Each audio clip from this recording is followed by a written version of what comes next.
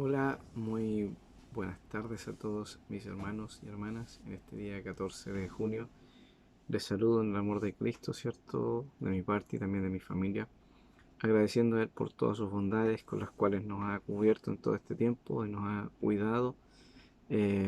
Así que estamos muy agradecidos del Señor y por eso obviamente le servimos y le demostramos nuestro amor y nuestro deseo de poder estar junto a ustedes, hermanos, que sea a través de las pantallas en este momento, pero al mismo tiempo, ¿cierto? Deseando que pronto el Señor nos permita congregarnos.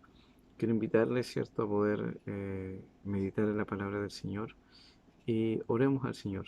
Recordemos que estamos en el libro de Hebreos. Hoy estaremos exhortando su palabra en Hebreos capítulo 5. Oremos. Señor, te agradezco por tu gran amor, tu misericordia que permanentemente nos das.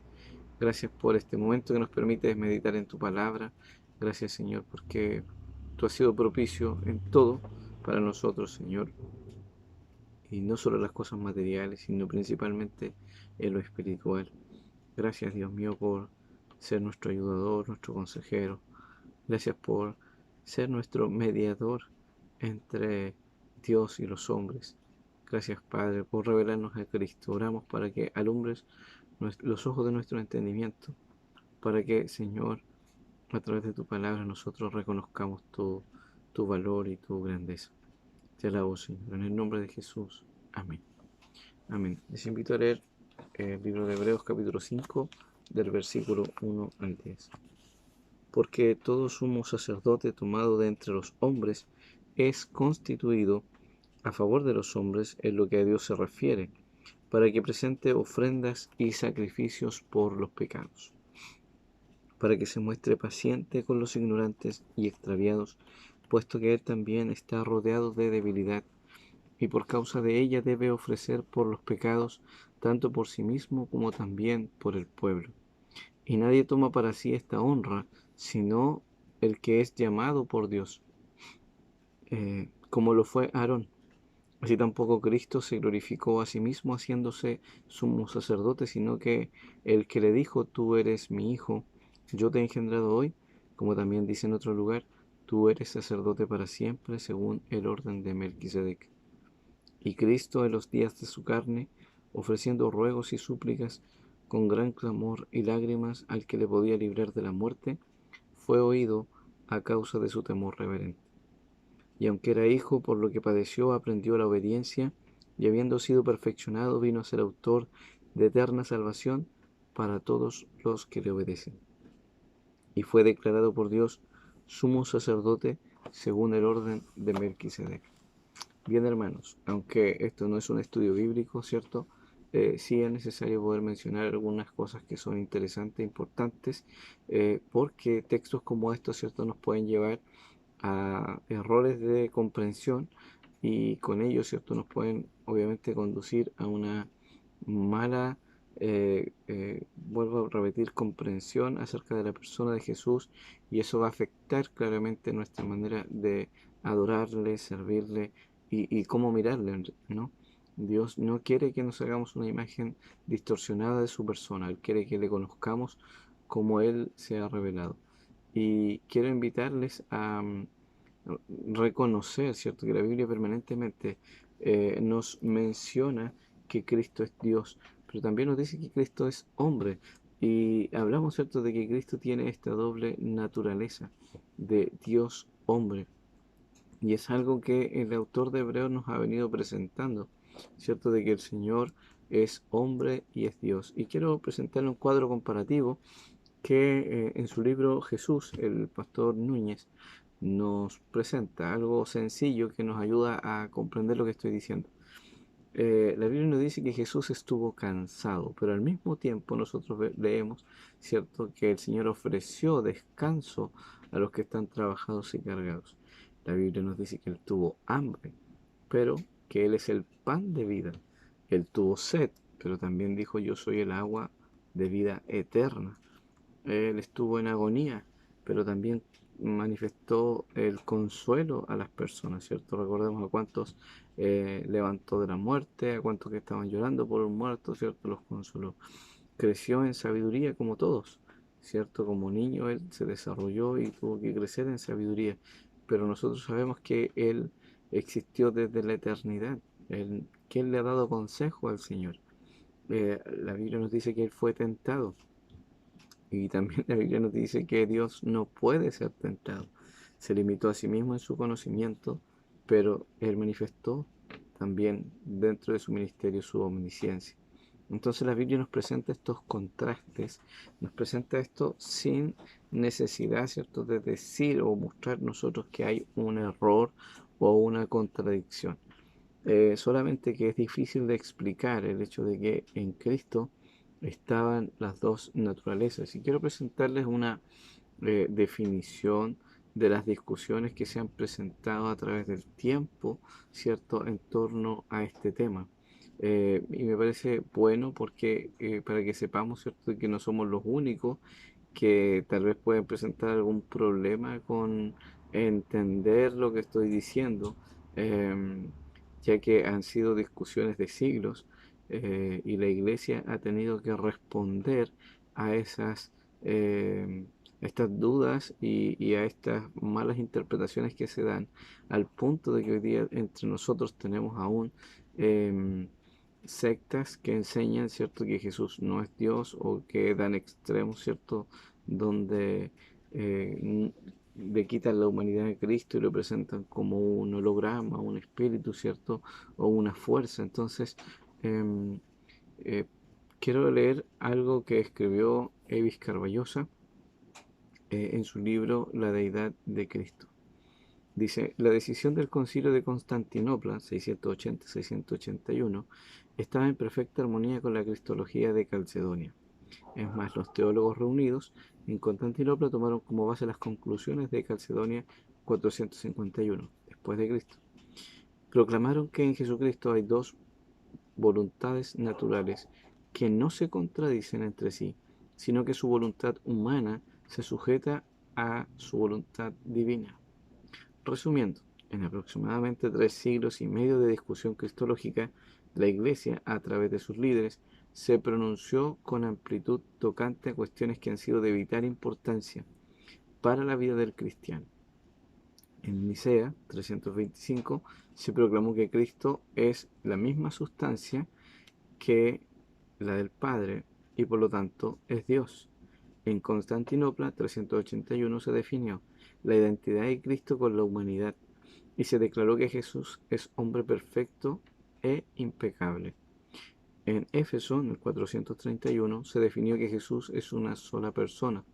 En Calcedonia, 451, se afirmó que Jesús es una persona única que posee dos naturalezas, la divina y la humana. Estas naturalezas coexisten en Cristo sin confusión o mezcla, sin cambio, sin división y sin separación. En Constantinopla 681 digo, se concluyó que en Jesús operaban dos voluntades, la humana y la divina. La voluntad humana de Jesús, sin embargo, estaba sometida a la divina de manera armoniosa y perfecta. Estas definiciones nos ayudan a ver, ¿cierto?, de que la iglesia ha tenido que enfrentar retos a lo largo de su existencia para poder entender lo que el Señor nos ha revelado de Cristo a través de su palabra. Y al enfrentar este pasaje y algunos que anteriormente hemos visto, ¿cierto?, es imposible no tener que darnos cuenta de esta realidad. Y menciono todo esto porque leemos, ¿cierto?, que Cristo fue perfeccionado, hemos leído, ¿cierto?, que aprendió la obediencia. ¿Y cómo vamos a entender eso si no tenemos una claridad de la esencia y del fundamento que nos declara la Escritura, ¿cierto?, de que Cristo es Dios y que Cristo es hombre? Y lo que yo presenté, ¿cierto?, recién son las análisis y explicaciones que la iglesia misma a través de la historia ha ido dando. No tenemos una fe ciega, no tenemos una fe irracional. Nosotros somos seres creados a la imagen de Dios que podemos pensar y podemos sacar nuestras propias conclusiones con la ayuda del Señor a través de la enseñanza de su palabra. Por lo tanto, cuando nos acercamos a este texto tenemos que tener en consideración estas cosas para un mejor entendimiento.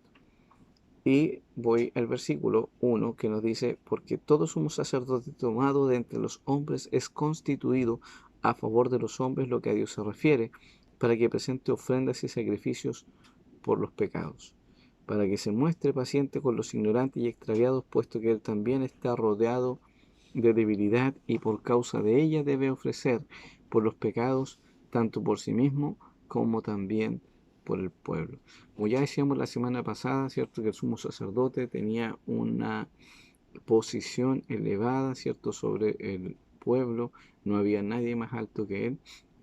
Y aquí vemos claramente, ¿cierto? Que este sumo sacerdote tenía una función particular, que es estar a favor de los hombres frente a Dios. Era el intercesor. Y ya hemos hablado, ¿cierto?, de esto la semana pasada, en relación a que Cristo nos invita a venir con confianza, producto de que Él es el sumo sacerdote que traspasó los cielos, no solo que entró una vez al año como lo hacía el sacerdote humano normal, dado por el Señor, es la ley, sino que ahora tenemos a un Cristo, ¿cierto?, que traspasó los cielos.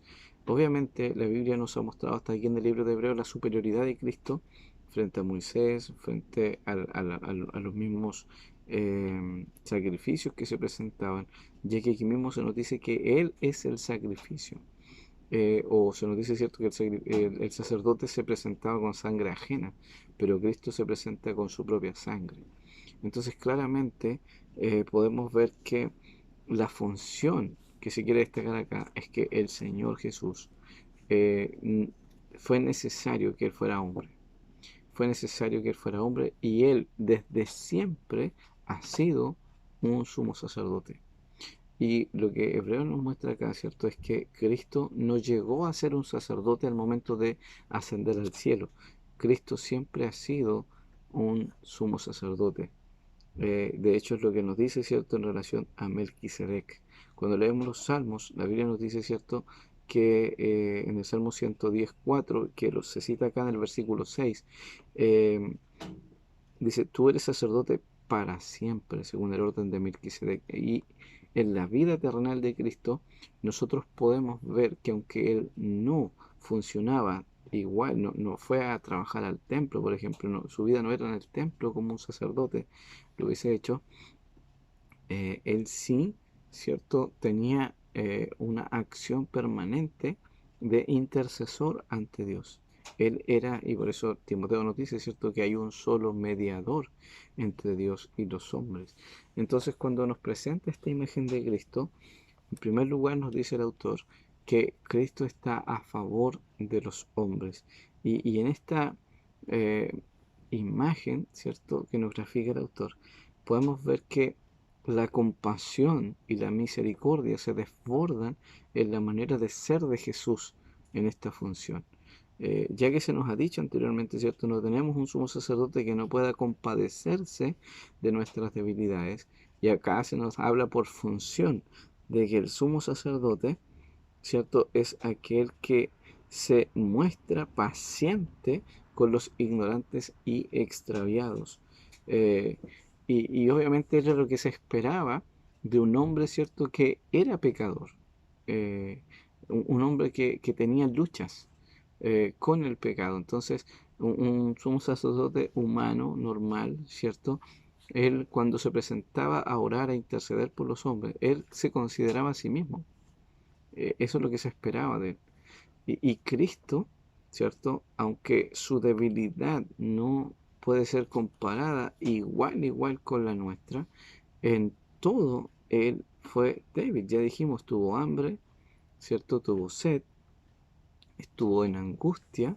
Entonces Él conoció las debilidades de los hombres, ya que muchos piensan, ¿cierto?, que por el hecho de que Jesús es Dios, prácticamente Él no sufrió o la manera de sufrir fue como poética o figurativa, y no lo fue así.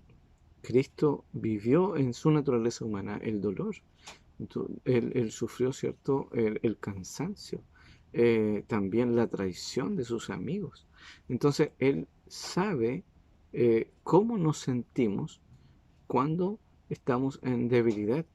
Sabe lo que es la lucha con el pecado, pero a diferencia de nosotros, ¿cierto?, que tenemos una naturaleza de pecado. No podemos decir eso de Cristo, porque la Biblia nos dice claramente que Él no pecó. ¿Qué es lo que podemos decir de Cristo? Que su naturaleza es santa. Él fue concebido por el Espíritu Santo, por lo tanto su naturaleza es santa, es impecable, Él no pecó. Pero Él fue tentado. El tentador vino, ¿cierto? Y le dijo cosas. Pedro le tentó, ¿cierto? Diciendo, maestro, no vayas a la muerte.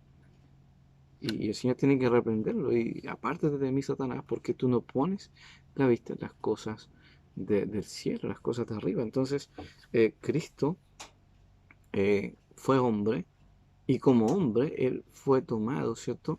Y experimentó todas estas experiencias que le hicieron ver y sentir la debilidad. Entonces, em, otro aspecto que se menciona aquí es que este sumo sacerdote ha sido llamado o designado por Dios. Y dice aquí, nadie toma, versículo 4, nadie toma para sí esta honra, sino el que es llamado por Dios, como lo fue Aarón. Y se hace esta comparación, ¿no? Pero luego se hace una separación de esta comparación, ya que para que entiendan los destinatarios de la carta, eh, todos entendían que el sacerdocio era algo único y que no todos podían tener esa función, solo aquellos que venían de la descendencia de Aarón. Entonces, Cristo fue en ese sentido como un sacerdote escogido para la tarea, que cumplió la función, ¿cierto?, de interceder por su pueblo, por sus hijos, pero al mismo tiempo, ¿cierto?, eh, Dios fue quien lo llamó. Pero Cristo dice, no de acuerdo al sacerdocio de Aarón, sino el sacerdocio de Melquisedec. Más adelante vamos a tratar ese tema, ya que en el capítulo 7 se vuelve a mencionar, ¿cierto?, este sacerdocio especial y único, ¿cierto?, según el orden de Melquisedec, que significa rey de Salem. Entonces vemos que él es puesto en favor de los hombres. En segundo lugar, no ha sido llamado por sí mismo, ¿cierto? No se ha autoproclamado sumo sacerdote, sino que ha sido llamado por Dios. Dios le designó. Y en tercer lugar, ¿cierto? Vemos que en la aplicación de este sacerdocio, eh, Cristo, en los días de su carne, versículo 7, ofreció ruegos, súplicas, con gran clamor y lágrimas, al que le podía librar de la muerte, fue oído a causa de su temor reverente. En estos versículos se nos presenta cómo Cristo, ¿cierto?, ejecutó ese sacerdocio en la tierra, cómo Él fue el intercesor. Y muchos están de acuerdo que estos textos, ¿cierto?, nos llevan a los evangelios, a pensar, ¿cierto?, cómo Cristo manifestó a través de San Juan 17 una oración sumo sacerdotal, donde nosotros vemos, ¿cierto?, que se abre la cortina y nos permite ver el Señor la intimidad del Hijo con el Padre y cómo Él estaba intercediendo y orando y suplicando por sus discípulos que Dios los guardara, y cómo él rogaba por sí mismo, ¿cierto? En el huerto de Getsemaní, cómo él, ¿cierto? Clamó, clamó al Señor, ¿cierto? Donde pidió que te acompañaran los discípulos. Y aunque no nos dice el texto allí con lágrimas, pero claramente cuando la Biblia nos habla de agonía, cuando la Biblia nos habla de sudor como gotas de sangre, claramente podemos inferir que Cristo estaba pasando en esos momentos, ¿cierto?, el sufrimiento grande, donde su alma en su humanidad sintió temor, temor reverente.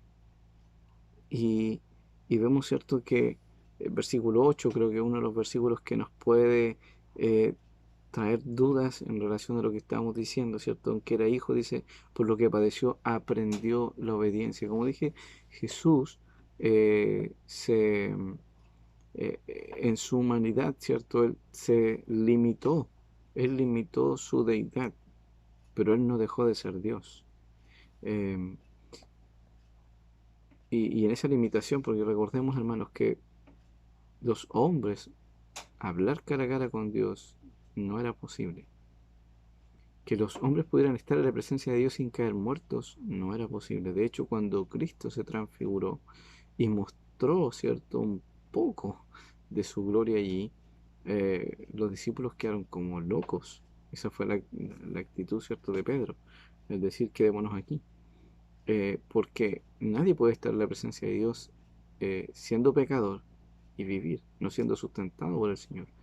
Entonces, obviamente, Cristo tuvo que autolimitarse en ese sentido, de no exponer toda la majestad de su deidad. Pero en momentos sí lo hizo, porque no podía evitarlo, porque era su naturaleza, estaba en él. Entonces, ¿cómo interpretamos, cómo entendemos esto de que Cristo aprendió la obediencia? Y quiero compartir con ustedes, ¿cierto? Un escrito de el pastor John Piper en el libro La Pasión de Jesucristo. Le estoy dando varios títulos para que también los puedan considerar.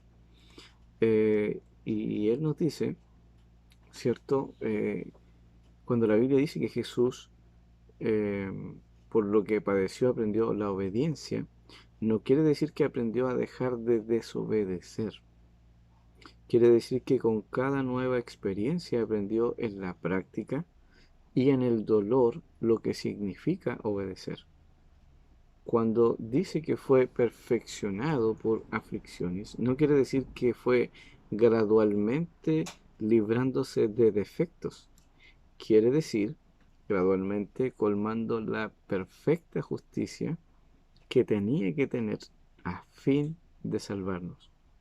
Por ejemplo, dice él, eso fue lo que dijo en su bautismo. Él no tenía que ser bautizado porque fuese un pecador. Más bien, según lo explicó a Juan el Bautista, así conviene que cumplamos toda justicia. Entonces, vemos, y voy a terminar la cita mejor, dice, el punto es este: si el Hijo de Dios habría ido desde la encarnación a la cruz sin una vida de tentación y dolor para probar su justicia y su amor, no habría sido un adecuado Salvador para el hombre caído. Su sufrimiento no solo absorbió la ira de Dios, también realizó su verdadera humanidad y lo hizo capaz de llamarnos hermanos y hermanas. Hebreos 2:17. Entonces, ¿qué es lo que tenemos acá? Tenemos a Cristo, ¿cierto?, revelándose como nuestro sumo sacerdote. Y en su funcionalidad, Él se compadece de nosotros, nos entiende, porque Él sabe lo que es pasar por debilidad. Y como ya se dijo, ¿cierto?, Él fue perfeccionado, en el sentido de que no había otro igual. No había otro en naturaleza que pudiera ocupar ese lugar. Ese es el significado más profundo de lo que en la mente griega significaba la perfección. Por lo tanto, vino a ser el autor de la salvación. Él no está hablando acá de una debilidad en el sentido de que a Cristo le faltase algo, sino de que Cristo tenía que cumplir todo lo que estaba escrito acerca de él. En ese sentido es que nosotros tenemos que entender esa perfección, como ya se explicó, ¿cierto?, de las palabras que él mismo le dio a Juan el Bautista. No os conviene que cumplamos toda justicia. Él vino a cumplir para poder tomar nuestro lugar, para poder ofrecernos, ¿cierto?, a través de su debilidad y mostrarnos su victoria frente a esas debilidades a nosotros hoy día, una obediencia que podemos imitar, una obediencia, ¿cierto?, que nos permite a nosotros creer que hay salvación y que hay una esperanza de poder entrar al cielo, aunque seamos pecadores, pecadores arrepentidos, pecadores redimidos por la sangre de Jesús. Por lo tanto, hermanos y hermanas, aquí tenemos al autor y consumador de nuestra fe. Aquí tenemos a Cristo, aquel que fue hombre y fue Dios, aquel que intercede frente a nosotros, aquel que nos enseña que la manera de acercarse a Dios es con un temor reverente. Aquel que aprendió, ¿cierto?, en la humanidad a vivir bajo la sumisión absoluta al Padre. Y esto nos lleva a nosotros a preguntarnos, nos lleva a examinar nuestra vida espiritual. ¿Cuán agradecidos estamos por este sumo sacerdote. ¿Y cuánto estamos aprendiendo de nuestro sumo sacerdote? Estamos entregándonos a la obediencia y a la sumisión tal cual Cristo lo hizo para imitar y seguir sus pisadas. Estamos renovando nuestra fe en este ser bendito que vino a rescatarnos, que no se glorificó a sí mismo, no buscó, cierto, la gloria suya. Padre, si es posible que pase de mí esta copa, rogaba el Señor, pero que no se haga mi voluntad. Ahí se definía todo el ser de nuestro Señor, porque Él no olvidó el propósito para el cual vino. Hermanos, nosotros no tenemos que olvidar el propósito para el cual el Señor nos llamó. El Señor nos llamó a ser sus hijos. Él nos llamó, ¿cierto?, a ser beneficiarios de este sumo sacerdote. ¿Pero para qué? Para que usted y yo aprendamos también a mirar, a pensar, a sentir como Él lo hizo estando en la carne. El hecho de que Cristo haya sido hecho carne significa para nosotros también el modelo a seguir. Él vino para cumplir en primer lugar la misión de que lo que Adán no pudo hacer, Él lo hizo por nosotros. Lo que Adán nos condujo, ¿cierto?, a la perdición, Cristo nos conduce a través de su obediencia a la salvación. Por eso Cristo es nuestro modelo de vida. Cristo es nuestro sumo sacerdote que se compadece de nuestras debilidades. Hermano, hermana, ¿cuáles son las tentaciones? ¿Cuáles son las debilidades que hoy día son una excusa para ti para no vencer el pecado? Cristo se entregó no solo para salvarte de la condenación eterna. Cristo se entregó para interceder por ti hoy día frente al Padre y ayudarte en tu debilidad y vencer el pecado. Tienes que aprender la obediencia con sumisión tal cual tu Cristo lo ha hecho.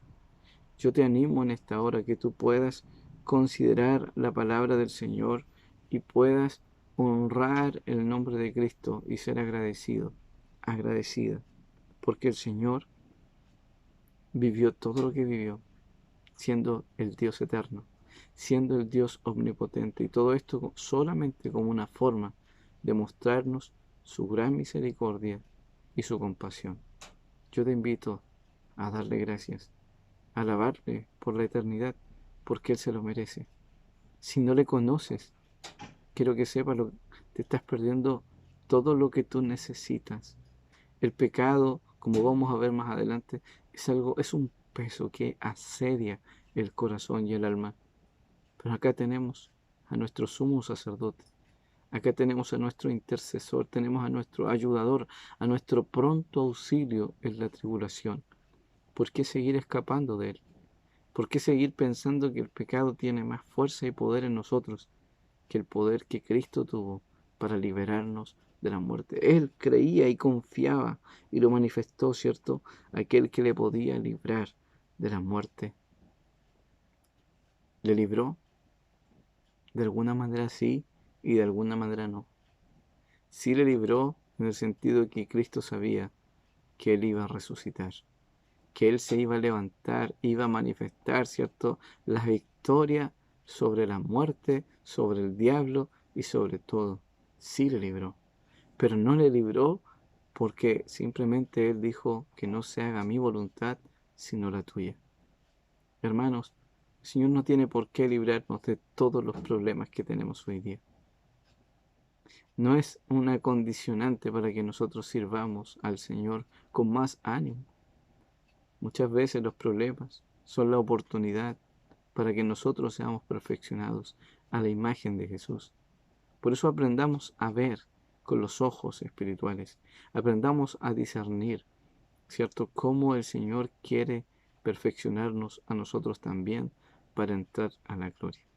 Que Dios te bendiga, que Dios nos ayude en este día. Oremos al Señor. Padre bueno y fiel, te doy gracias porque tú nos exhortas cada día a reflexionar acerca de ti, a mirarte a ti, oh Dios, que tú eres perfecto y santo, justo, amoroso, tierno, Señor, que cada día estás hablando en nuestras mentes y conciencias, de que tienes un valor incalculable, Señor.